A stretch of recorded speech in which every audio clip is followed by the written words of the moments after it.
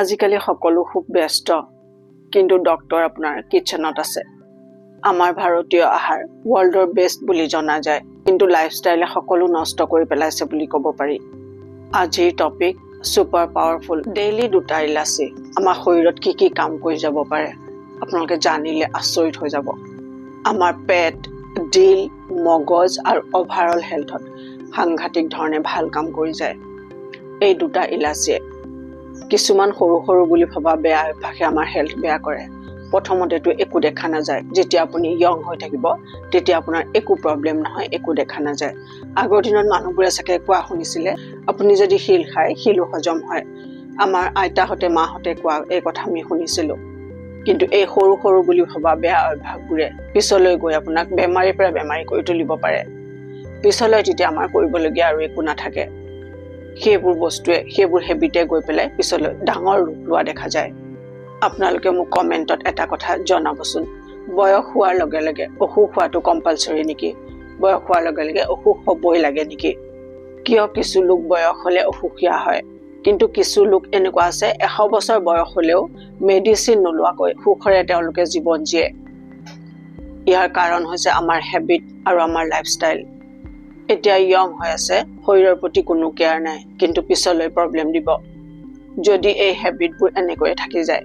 আহাৰ খোৱাৰ পিছত গধুৰ গধুৰ লাগি থকা, টোপনি ভাৱ, এলাহ, তেওঁলোকৰ কাৰণেও ইলাচিয়ে খুবেই ভাল কাম কৰে। ইলাচি এবিধ মাইল্ড কাৰ্বনেটিভ হয়, পেটৰ গেছ বাঢ়ি ওলাই যোৱাত হেল্প কৰে আৰু গাটো পাতল লাগে। ইলাচি আমাৰ ব্ৰেইন হেল্থতো খুব ভাল কাম কৰে, ষ্ট্ৰেছ ৰিডাকশ্যনৰ কাম কৰে। ট্ৰেডিশ্যনেলি ইলাচিক মেণ্টেল ফেটিক কম কৰাৰ কাৰণে ইউজ কৰা হয়। যিসকলে বহুত কাম কৰি থাকে, য'ত ব্ৰেইন ইউজ হয় বেছিকৈ, যিসকল খুব ষ্ট্ৰেছত থাকে, তেওঁলোকে 2টা ইলাচি দিনটোত খাবই লাগে। চেঞ্জেছ নিজেই ফিল কৰিব, মাইণ্ড ফ্ৰেছ হৈ যায় আৰু কামৰ ষ্ট্ৰেছ কম ফিল হয়। আমাৰ আহাৰ হজম হোৱা ক্ষেত্ৰত ইলাচিয়ে খুব ভাল কাম কৰে। আয়ুৰ্বেদত এইটো কোৱা হয় ডিপেণ্ড পাৰ্চন এফেক্ট, মানে আপুনি যি খায় তাক প্ৰপাৰলি ব্ৰেকডাউন কৰি এবজৰ্ব কৰা। যেতিয়া আমাৰ ডাইজেশ্যন ঠিক থাকে, আমাৰ আধা অসুখ এনেই নাইকিয়া হয়। আমাৰ প্ৰায় সকলো অসুখ পেটৰ পৰাই আৰম্ভ হয়।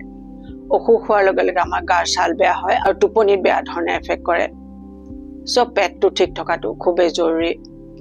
আৰু জানক ইলাচিৰ উপকাৰিতাৰ বিষয়ে। সাধাৰণতে আমি মছলা হিচাপে ইলাচি ইউজ কৰোঁ, ভাল স্মেলৰ কাৰণে আমি ইলাচি ইউজ কৰা হয়। কিন্তু আমি ইয়াক বেলেগ বেলেগ ধৰণে ইউজ কৰিব লাগে ইয়াৰ সাংঘাতিক উপকাৰিতাৰ কাৰণে। আজি ডিটেইলকে কথা পাতিম ইয়াৰ বিষয়ে। ইলাচি কলা আৰু সেউজীয়া দুয়োটা ইলাচি সমানে উপকাৰী। আমাৰ গাট হেল্থ, ডাইজেশ্যন, হাৰ্ট, ডায়েবেটিছ আৰু ইমিউনিটিৰ কাৰণে ইলাচি খুব উপকাৰী। আমাৰ গাট হেল্থ, ডাইজেশ্যন, ডায়েবেটিছ আৰু ইমিউনিটিৰ কাৰণে এটা আয়ুৰ্বেদিক ছুপাৰফুড। শেষত কেইটামান ৰেচিপি ক'ম, কেনেকৈ কি বস্তুৰ লগত ইলাচি ইউজ কৰিলে ইয়াৰ বেনিফিট ডাবল ট্ৰিপুল পাব পাৰি। আৰু জানিব 15 দিনৰ পিছত কি চেঞ্জেছ আহিব আপোনাৰ শৰীৰলৈ। ইয়াত এণ্টিঅক্সিডেণ্ট, চিনেল আৰু ফাইবাৰ থাকে, যিটোৱে পেটৰ gas, bloating, blood sugar, blood pressure কণ্ট্ৰলত ৰাখে। এনে মাত্ৰ 2টা ইলাচি আৰু 15 দিনৰ চেলেঞ্জ। আকৌ কওঁ, ইলাচিত চিনেল প্লাছ এণ্টিঅক্সিডেণ্ট থাকে, যিটোৱে আমাৰ পাকস্থলীত ফাইবাৰ আৰু গুড বেক্টেৰিয়া বঢ়ায়। ডায়েবেটিছত মেটাবলিক চিণ্ড্ৰম 20% কম কৰে। এই কথা ষ্টাডিৰ পৰা জনা গৈছে। হাৰ্টত কি কাম কৰে, ব্লাড ভেছেলছ ৰিলেক্স কৰে আৰু BP কণ্ট্ৰলত ৰাখে। ডেইলি 2টা ইলাচি আপোনাৰ গাট হেল্থ বুষ্ট কৰিব। জানক ইয়াৰ প্ৰফিট কিমান দিনত আৰু কি কি হ'ব পাৰে। 3 দিনত আপোনাৰ ব্লটিং শেষ হ'ব, 7 দিনত ছুগাৰ ষ্টেবল হ'ব আৰু স্কিন আপোনাৰ ক্লিয়াৰ হ'ব, 15 দিনত BP নৰ্মেল হ'ব আৰু এনাৰ্জি বুষ্ট হ'ব। ডাঙৰ ইলাচি এইটোৱে আপোনাৰ কিডনি ডিটক্স কৰাত হেল্প কৰিব। এতিয়া জানক কেইটামান সহজ ৰেচিপি ইলাচিটো কেনেকৈ ইউজ কৰিব। ইলাচি আৰু পানী, 2টা সেউজীয়া ইলাচি। ইলাচিকেইটা অকণমান ক্ৰাছ কৰি ৰাতি পানীত ভিজাই থৈ দিব। ৰাতিপুৱা সেই পানীখিনি চেকি লৈ আপুনি খালী পেটত খাব। 2 নম্বৰ ৰেচিপি, ইলাচি চাহ। কলা ইলাচি 2টা আৰু আদা 2টা ভালকৈ পানীত উতলাই গধূলি সময়ত খাব। এই প্ৰচেছে আপোনাৰ BP কণ্ট্ৰলত ৰখাত হেল্প কৰিব। 3 নম্বৰ ৰেচিপি, দৈ আৰু ইলাচি। এবাটি দৈত 1/4 টিস্পুন ইলাচি পাউডাৰ মিহলাই খাব। আহাৰ খোৱাৰ পিছতো এইটো খাব পাৰে। 4 নম্বৰ, আহাৰ খোৱাৰ পিছত 2টা ইলাচি আপুনি চুবাই চুবাই খাব। 5 নম্বৰ, স্লিপ মেক্সিঙৰ কাৰণে ইলাচি খাব, ভাল টোপনি অহাৰ কাৰণে। এগিলাচ গাখীৰত 2টা ইলাচি ক্ৰাছ কৰি 1 ঘণ্টামান সেইখিনি ৰাখি থৈ দিব।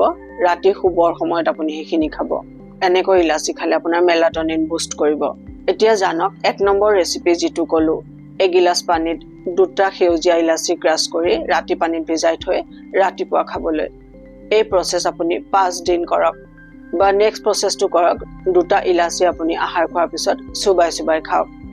এই 2টা প্ৰচেছৰ ভিতৰত যিকোনো এটা প্ৰচেছ আপুনি 5 দিন কৰক। নেক্সট 6 পৰা 10লৈ মানে সেই 4টা দিন আপুনি চাহত ইলাচি সিজাই খাওক। যিটো ছেকেণ্ড প্ৰচেছ ক'লো, যিটো ইয়াত কোৱা হ'ল 5 নম্বৰ ৰেচিপি, সেইটো 11 পৰা 15লৈকে মানে সেই 4 দিন গাখীৰত ইলাচি সিজাই খাওক। শেষত কেইটামান ইম্পৰ্টেণ্ট কথা। আপোনাৰ স্বাস্থ্য আপোনাৰ হাতত। আজি সৰু সৰু ষ্টেপ লওক, কালি ডাঙৰ চেঞ্জেছ দেখিব। আমাৰ শৰীৰটো পূজা ঘৰৰ নিচিনা। ৰাতিপুৱা গধূলি পানী, ইয়াৰ প্ৰসাদ। ডেইলি 10 মিনিট ৱাক কৰি ডক্তৰৰ বিল বচাওক। 8 ঘণ্টা ভাল টোপনি লৈ জীৱনৰ 80-90 বছৰ হেল্ডি হৈ জীয়াওক। পেট চাফা কৰি ব্ৰেইন শ্বাৰ্প ৰাখক। নেক্সট, ডায়েবেটিক জেনেটিক নহয়, খোৱা প্লেটৰ ডিচিশ্যন ডায়েবেটিছ। হেল্ডি ফেমিলি ভগৱানৰ খুব ডাঙৰ উপহাৰ। আজিৰ 1 টিস্পুন মেথি দানা, কালিৰ নতুন আপুনি। মেথি দানাৰ ওপৰত আগলৈ ভিডিঅ' দিম, সেই ভিডিঅ' চাবলৈ নাপাহৰিব। ৰিজাল্ট কি পালে কমেণ্টত জনাব। যত্ন সৰু সৰু কিন্তু প্ৰফিট বহুত ডাঙৰ ডাঙৰ। ভিডিঅ'টো ফ্ৰেণ্ড আৰু ফেমিলিৰ লগত শ্বেয়াৰ কৰিবলৈ একেবাৰে নাপাহৰিব। এনেকুৱা সৰু সৰু চেষ্টা ডাঙৰ ডাঙৰ প্ৰফিট দি যাব পৰা ভিডিঅ' আমাৰ চেনেলত পাই থাকিব। চেনেল ছাবস্ক্ৰাইব কৰি ল'ব আহিবলগীয়া ভিডিঅ'ৰ নটিফিকেশ্যন পাবৰ কাৰণে।